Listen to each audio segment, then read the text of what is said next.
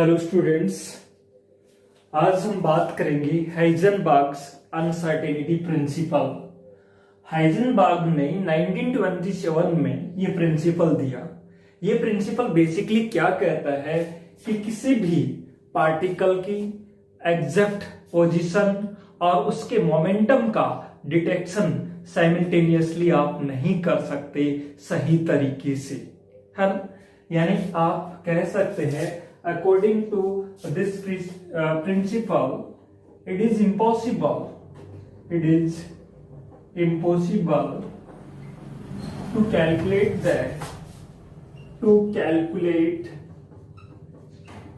the momentum and position of any small moving particle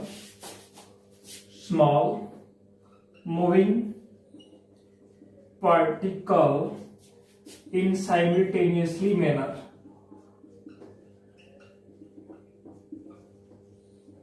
ये कहता है हाइजेनबर्ग्स अनसर्टेनिटी प्रिंसिपल।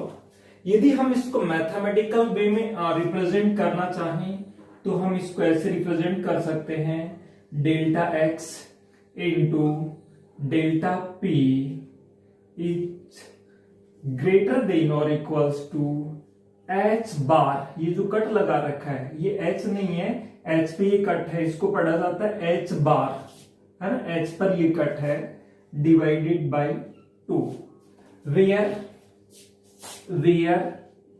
अच्छा एच बार ये जो है इसकी जो वैल्यू है ना, इसको वैसे बोलते हैं रिड्यूस्ड प्लांक कांस्टेंट, और इसकी जो वैल्यू है ये ऐसे यहां कट लगाते हैं, वो होती है h/2 तो h/2 लिखना चाहें तो ये कितना बन जाएगा, h/4 बन जाएगा, h कट की जगह पे, ये ध्यान रखें, है ना। इसको कहा जाता है, यही क्या है, हाइजेनबर्ग अनसर्टेनिटी प्रिंसिपल। अब आप सोच रहे होंगे कि डेल्टा एक्स क्या है, ये भी लिख लेते हैं, where delta x is uncertainty in measurement of position, है ना, या फिर कह सकते हैं error in measurement of position, है ना, या कह सकते हैं uncertainty in measurement of position. And delta p क्या है, uncertainty in measurement of momentum. यानी आप ये कह सकते हैं यदि इसमें अनसर्टेनिटी कम है तो इसमें अनसर्टेनिटी क्या होगी, ज्यादा होगी, तभी तो इन दोनों का प्रोडक्ट इससे क्या बना रहेगा, ज्यादा। यदि ये कम है तो ये ज्यादा होगा, यानी इनमें अनसर्टेनिटी कम है तो इसमें अनसर्टेनिटी ज्यादा होगी, और इसमें अनसर्टेनिटी कम है तो इसमें अनसर्टेनिटी क्या होगी, ज्यादा होगी, तभी तो ये प्रोडक्ट ये क्या बना रहेगा, ये कांस्टेंट बना रहेगा या उससे ज्यादा बना रहेगा, है ना। तो कहने का मतलब ये हुआ कि एक में अनसर्टेनिटी, दोनों को सही तरीके से, दोनों में सर्टेनिटी है ही नहीं, सही तरीके से दोनों को आप डिटेक्ट नहीं कर सकते, ये मैथमेटिकल। अच्छा, इसको ऐसे भी लिख सकते हो आप, delta X into delta P is greater then, ये इसको ऐसे भी लिखा जा सकता है। देखो इसका मतलब ये भी हुआ, यदि ये लिख देते हैं तो delta X into delta P is greater than और equals to H divided by, देखो एच को क्या, h/2 एच बार को क्या लिख सकते हो, h/2 और 2 ऑलरेडी है तो क्या हो जाएगा 4 है ना। इस तरह से आप इसको बोला जाता है हाइजेनबर्ग अनसर्टेनिटी प्रिंसिपल। इसको मैं एनर्जी के टर्म में और लिख देता हूं, फिर इसको थोड़ा सा वैसे एक एग्जांपल से समझते हैं, है ना। यदि हम इसको एनर्जी के टर्म्स में, ये फॉर्मूला ध्यान रखिए, यही हाइजेनबर्ग अनसर्टेनिटी प्रिंसिपल है वैसे तो। इसको यदि हम चाहें एनर्जी के टर्म में लिखना, किसके टर्म में, एनर्जी के टर्म में, तो देखिए इसको किस तरह से लिख सकते हैं, इसी को लिखा जा सकता है एनर्जी की टर्म में लिखना चाहें तो देखो यही जो इक्वेशन है ना, तो इसको ये जो इक्वेशन आ रही है आपकी delta X into delta P की वैल्यू एच बार, ये कट लगा रखा है, डिवाइडेड बाई 2 से ज्यादा होनी चाहिए, या इसको हम क्या करें delta X into delta P, है ना, ये कर दे डेल्टा टी से मल्टीप्लाई और डेल्टा टी से डिवाइड कर सकते हैं सब। तो ये वैल्यू हो जाएगी एच बार डिवाइडेड बाई 2। अब देखिए यही तो किया है, हाइजेनबर्ग अनसर्टेनिटी प्रिंसिपल लिखा है वो को वो, बस इसमें क्या किया है डेल्टा टी से मल्टीप्लाई और डिवाइड। अब आप यहां देखेंगे कि ये जो वैल्यू है इसको डेल्टा पी को क्या लिख सकते हैं आप, डेल्टा पी को लिख सकते हैं क्या, देखो आपने ये पढ़ा है कि F is equal to delta p upon delta t, Newton law में सीखा था। तो डेल्टा पी को लिखा जा सकता है F इंटू डेल्टा टी, तो डेल्टा टी ये तो है delta x upon delta T, और डेल्टा पी को लिख सकते हैं आप क्या, यही तो है ना भाई, ये आप जानते हैं, तो यहां से क्या लिख सकते हो, यहां से आप लिख सकते हो F into delta T, delta P की जगह पे, और डेल्टा टी ये ऑलरेडी है, ये value H bar divided by 2 से ग्रेटर। अब देखिए डेल्टा टी से ये डेल्टा टी क्या हो जाएगा, कैंसिल हो जाएगा।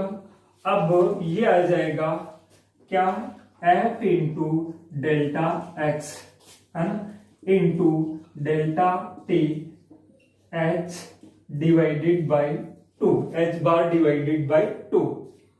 F इंटू डेल्टा एक्स किसके इक्विवेलेंट होता है, वर्क के, या फिर एनर्जी कह सकते हैं। सो ये जो वैल्यू है this is equivalent to work और this is equivalent to energy, तो इसको हम क्या लिख सकते हैं, डेल्टा E लिख सकते हैं, और ये क्या है डेल्टा T है, और ये H डिवाइडेड बाई 2, ये एनर्जी के टर्म में आ जाएगा। H बार को यदि आप क्या लिख सकते हैं, क्योंकि आपने ये पढ़ा है कि H बार की जो वैल्यू है वो कितनी होती है, H डिवाइडेड बाई 2 पाई, है ना, ये सीखा।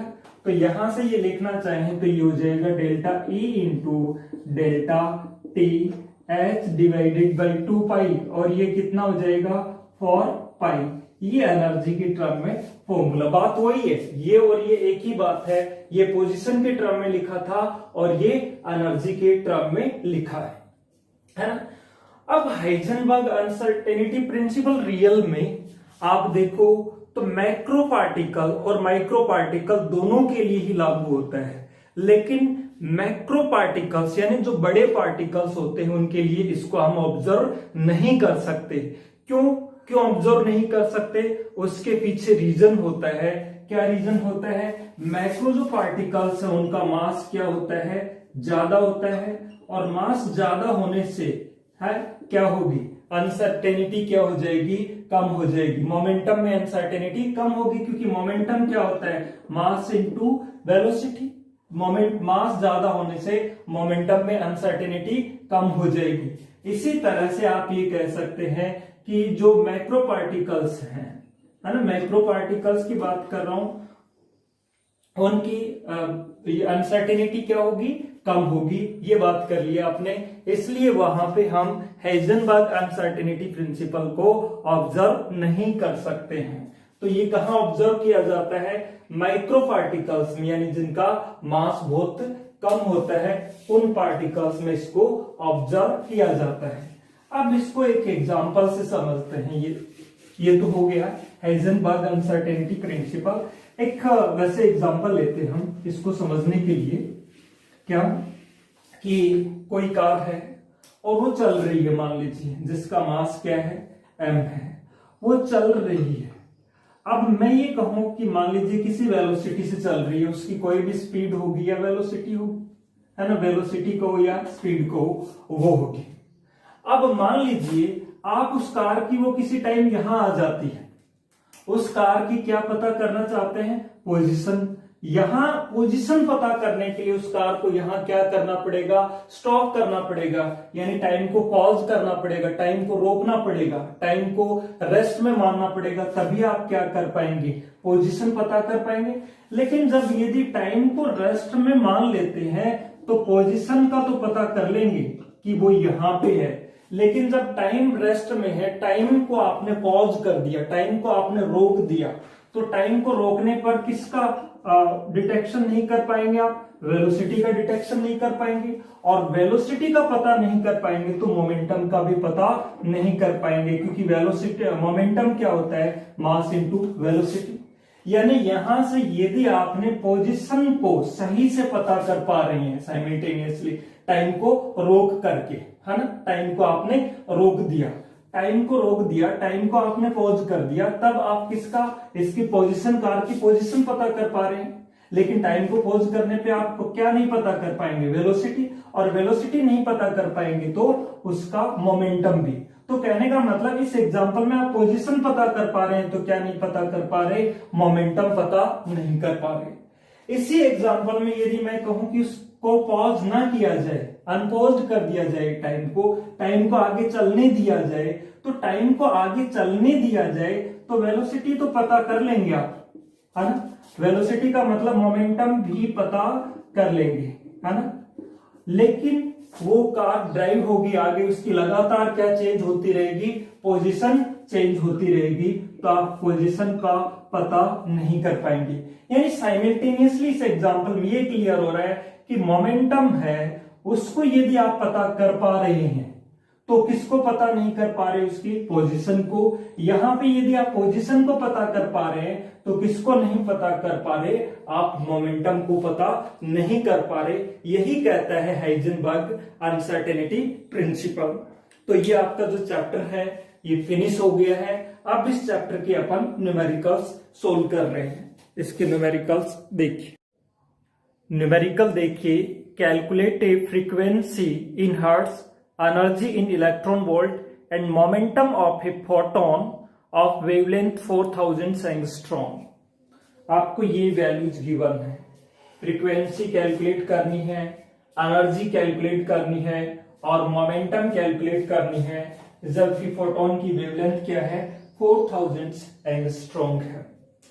देखो आपको जिसमें इसमें जो गिवन है वो सिर्फ किसकी वैल्यू है, वेवलेंथ यानी लैम्डा की वैल्यू गिवन है, कितनी, 4000 एंगस्ट्रॉम। एंगस्ट्रॉम को यदि आप मीटर में कन्वर्ट करेंगे तो ये कितना आ जाएगा, 4000 इंटू 10 की पावर -10, है ना, मीटर।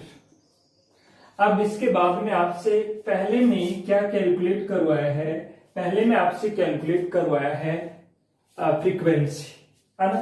फ्रीक्वेंसी कैलकुलेट कराने के लिए देखो आपने ये पढ़ा lambda is equals to c by f, लेकिन इस चैप्टर में हम फ्रीक्वेंसी को एफ से रिप्रेजेंट नहीं कर रहे, किससे, न्यू से रिप्रेजेंट कर रहे, सी बाई न्यू। न्यू है नहीं, न्यू क्या है, फ्रीक्वेंसी। वैसे अपन क्या पढ़ते थे, सी बाई एफ, एफ जहां फ्रीक्वेंसी, लेकिन इस चैप्टर में हमने फ्रीक्वेंसी को न्यू से रिप्रेजेंट किया है। तो यहां से फ्रीक्वेंसी को हम क्या लिख सकते हैं, c डिवाइडेड बाई लैम्डा, और c is the velocity of light, और इसकी जो वैल्यू है वो आपको पता है 3 इंटू 10 की पावर 8 डिवाइडेड बाई, हमें वेवलेंथ भी गिवन है कितनी, 4000 इंटू 10 टू द पावर -10।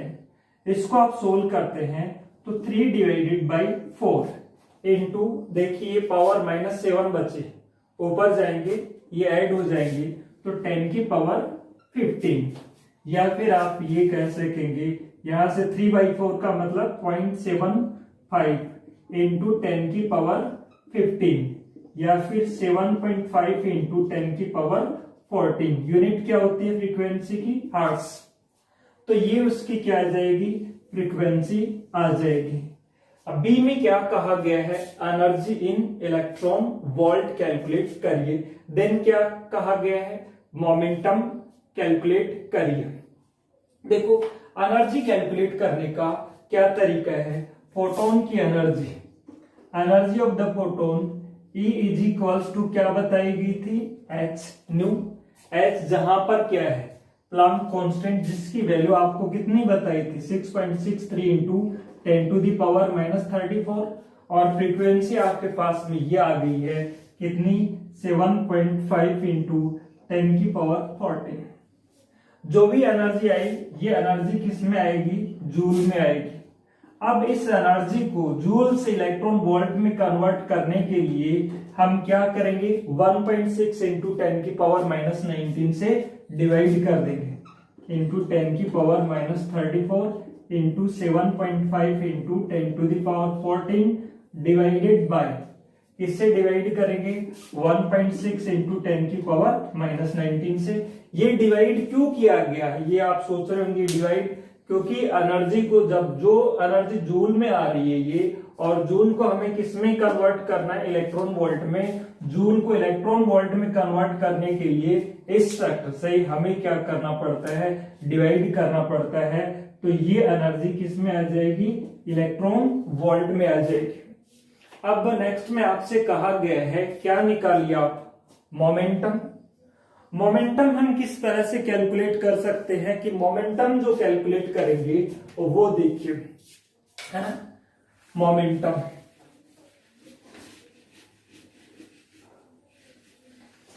देखो मोमेंटम हमें पता है m इंटू सी होता है वैसे और E इज इक्वल्स टू क्या है m c स्क्वायर यही होता है या फिर हम इसको लिख सकते हैं E is equals to momentum निकालने के लिए मास इंटू वेलोसिटी इंटू ये लिखा जा सकता है इस तरह से और m इंटू सी को क्या लिखा जा सकता है मोमेंटम इंटू सी या मोमेंटम p को क्या लिखा जा सकता है energy divided by c E by c। Energy जो जूल में आ रही है ना वो वाली एनर्जी ले लें आप ये है ना ऐसा यूनिट तो जूल ही होती है 6.63 इंटू 10⁻⁻34 इंटू 7.5 इंटू 10⁻14 या आपने सिंप्लीफाई कर लिया तो वो जो भी वैल्यू वो डिवाइडेड बाय क्या डिवाइड आप किससे करेंगे है? देखो सी से 3 इंटू 10⁸ तो वो क्या आ जाएगा मोमेंटम।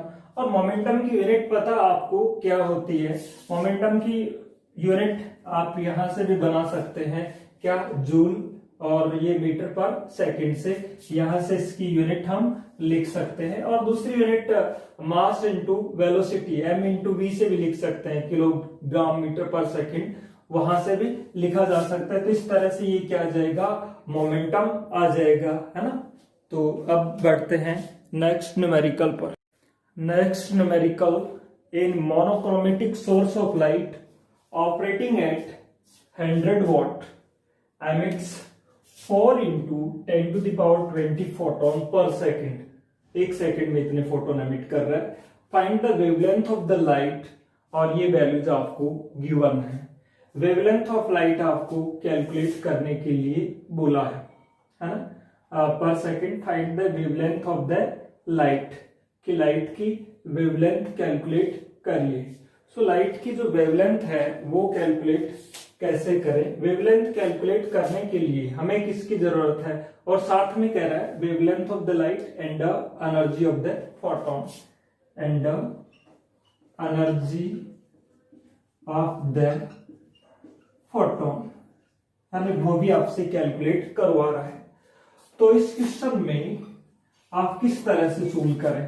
देखो जब भी हमें एनर्जी कैलकुलेट करनी है एनर्जी का जो फॉर्मूला है वो क्या होता है power into time. Electric current में भी मैंने आपको बताया था एनर्जी क्या होता है पावर मल्टीप्लाइड बाय टाइम।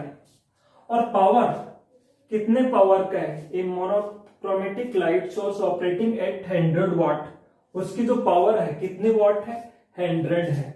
तो ये तो क्लियर है 100 इनटू टाइम। आप एक फोटोन की बात कर रहे हैं तो एक फोटोन का एमिट होने में लिया गया टाइम लिया जाएगा।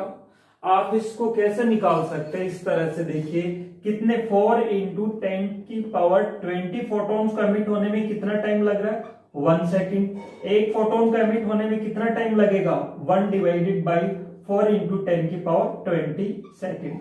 तो ये टाइम क्या है that is the time taken in emission of 1 photon. ये टाइम है, 1 सेकंड कितने फोटॉन्स के एमिट होने में टाइम है, इतने। 1 फोटोन के एमिट होने में टाइम ये होगा। तो टाइम को हम लिख सकते हैं 1 divided by 4 into 10 to the power 20, ये लिख सकते हैं। ये क्लियर आपको? अब आप इसको इस तरह से सोल्व कर सकते हैं। 100 डिवाइडेड बाई 4, ये है ना 25, और 25 हम इस तरह से लिखे 25 into 10 to the power minus का 20, ये हुआ। या फिर इसको हम और रिड्यूस करना चाहें 19 में, तो लिख सकते हैं इसको क्या 2.5 इंटू 10 की पावर, ये एक पावर कम हो जाएगी माइनस 19, ये एनर्जी आ जाएगी, है ना। कितने की एनर्जी आएगी? 1 फोटोन की एनर्जी आएगी, क्योंकि अपन ने 1 फोटोन का टाइम लिया है। किसमें आएगी एनर्जी? जूल में आएगी। और यदि एनर्जी को आप किस में कैलकुलेट करना चाहते हैं, इलेक्ट्रॉन वोल्ट में, तो आप क्या करेंगे 1.6 into 10 to the power minus 19 से क्या कर देंगे, डिवाइड कर देंगे। तो ये आपकी एनर्जी आ गई जूल में। उसके बाद में कहा गया है क्या निकालिए, वेवलेंथ निकालिए, यानी लैम्डा कैलकुलेट करिए। वेवलेंथ निकालने का क्या तरीका है, देखो आपको मैंने थोड़ी देर पहले ये बताया था, E is equals to mc square. ये भी बताया था E is equals to h nu, है ना, पहले चैप्टर में पढ़ा था। दोनों को हम इक्वल करते हैं तो ये आया था h nu is equals to m into c square. या इसको भी आप इग्नोर कर दें, डायरेक्ट ही E is equals to h nu, या h न्यू को क्या लिख सकते हैं, c बाई लैम्डा, या लैम्डा को इधर ले जाओ तो एच सी बाई ई। तो हमारे पास वेवलेंथ के लिए फॉर्मूला बन जाता है क्या, h c divided by E. Wavelength ऐसे ही कैलकुलेट कर सकते हैं। ये किसके लिए फॉर्मूला बन गया, वेव लेंथ के लिए। क्या फॉर्मूला बना, एच सी डिवाइडेड बाई ई। अब देखिए एच की वैल्यू, है ना, ये फॉर्मूला समझ में आ गया कैसे है, E is equal to h nu, और न्यू को क्या लिख सकते हैं, इसको है सी बाई लेमडा। फ्रीक्वेंसी को यही तो लिखते हैं, सी बाई लेमडा। तो ये आ गया। अब देखो ये यहां से एक हम सीधा तरीके की भी बात करेंगे, इधर आगे चैप्टर में किस तरह से सोल्व करेंगे इस तरह के न्यूमेरिकल। अभी तो मैं जो जनरल अपना जो तरीका है उससे 6.63 into 10 to the power minus 34 joule into second. C की वैल्यू कितनी होती है, 3 इंटू 10 टू दी पावर 8, और एनर्जी ये सारे जूल में, क्योंकि ऐसा यूनिट में जूल इंटू सेकेंड, ये मीटर पर सेकेंड है ना, तो एनर्जी भी जूल में है, कोई दिक्कत है ही नहीं। 2.5 into 10 to the power minus 19 joule. तो ये वेवलेंथ आ जाएगी, है ना, किसमें आएगी वेवलेंथ, मीटर में। एक आप आगे के लिए हमेशा के लिए ध्यान रखो, H इंटू सी का जो प्रोडक्ट है ये तो यहाँ किस में आया है, ये मीटर वाले हिसाब किताब में आया है ना, मीटर इंटू देखो H इंटू सी का प्रोडक्ट है वो होता है 1242 newton metre nanometre electron volt है, 1242 नैनोमीटर इलेक्ट्रॉन वोल्ट है ना। और ये जो वैल्यू है वो नैनोमीटर में नहीं है, ये किस में है, मीटर, और इलेक्ट्रॉन वोल्ट की जगह जूल, मीटर जूल में है। तो जब भी H इंटू सी की स्टैंडर्ड कैलकुलेशन आपको कैलकुलेट करने की जरूरत ही नहीं है, कितना होता है 1242 nanometre electron volt. H into C की वैल्यू ये होती है। आगे न्यूमेरिकल्स में हम ये काम में लेंगे ताकि हमारी कैलकुलेशन इजी हो जाएगी। जहां भी H इंटू सी आए वहां ये ले लो, लेकिन उस टाइम यदि नैनोमीटर इलेक्ट्रॉन वोल्ट में ले रहे हो आप, तो एनर्जी भी यहां रखेंगे, वो जूल में नहीं, वो भी किस में रखेंगे आप, इलेक्ट्रॉन वोल्ट में रखेंगे। इस तरह से हम आगे क्वेश्चन को सोल्व करेंगे। तो ये क्वेश्चन आपको क्लियर हो गया। अब बढ़ते हैं नेक्स्ट न्यूमेरिकल पर। नेक्स्ट न्यूमेरिकल देखिए, नेक्स्ट न्यूमेरिकल में क्या कहा आपसे, in a photo electric effect experiment light of wavelength 200 nanometre is incident on lithium metal, जिसका वर्क फंक्शन है 2.5 इलेक्ट्रॉन वोल्ट है। Find the maximum kinetic energy of the photo electron in electron volt, find the stopping potential. Stopping potential कौन से potential की बात कर रहा आपसे, कट ऑफ पोटेंशियल। देखो किस तरह से आप सोल्व करेंगे।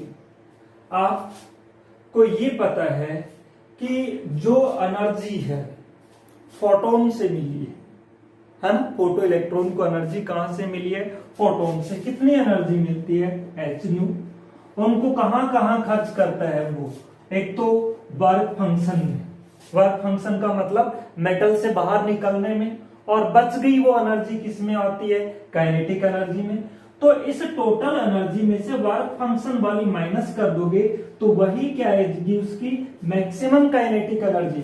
भाई इतनी एनर्जी थी और इतनी एनर्जी वर्क फंक्शन में काम आई, यानी वो एनर्जी बाहर निकलने में काम आ गई, और बच गई वो क्या होगी, काइनेटिक एनर्जी का काम करेगी। तो हम ये कह सकते हैं कि काइनेटिक जो एनर्जी है, मैक्सिमम काइनेटिक एनर्जी, वो क्या होगी, उसकी एनर्जी थी वो माइनस क्या होगा, वर्क फंक्शन की उसकी एनर्जी में से आप किसको माइनस कर देंगे, वर्क फंक्शन को माइनस कर देंगे।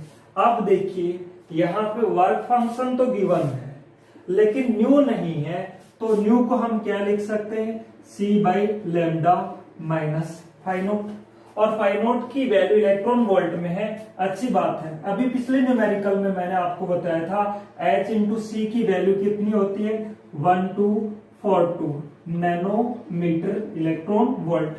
और वेवलेंथ भी क्या मीटर में नहीं होनी चाहिए, ये भी किस में होनी चाहिए, नैनोमीटर में, है ना। तो हमें इसकी नैनोमीटर में ही गिवन है वेवलेंथ कितनी, 200 नैनोमीटर, माइनस वर्क फंक्शन कितना गिवन है, 2.5 किसमें है, इलेक्ट्रॉन वोल्ट में। तो मैक्सिमम काइनेटिक एनर्जी है वो भी किस में आ जाएगी, इलेक्ट्रॉन वोल्ट में। देखिए नैनोमीटर से नैनोमीटर कैंसिल, है ना, और ये होगा इसका, ये पॉइंट यहां आ जाएगा और इसका हाफ करोगे तो ये आ जाएगा 6.21 माइनस 2.5, है ना, इलेक्ट्रॉन वोल्ट।